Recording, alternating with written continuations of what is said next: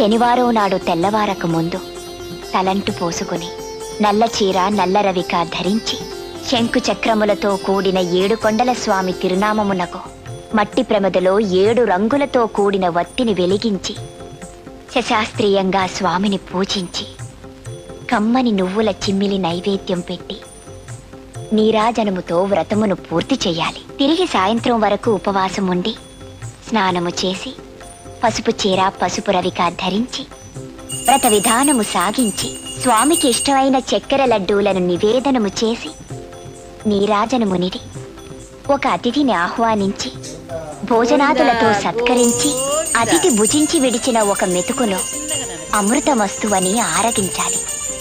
అప్పటికి ఆనాటి శనివార వ్రతం పూర్తవుతుంది. ఈ విధంగా 7 శనివారములు వ్రతమును చేసినచో ఉద్దేశించిన సత్ఫలమును పొందగలరు.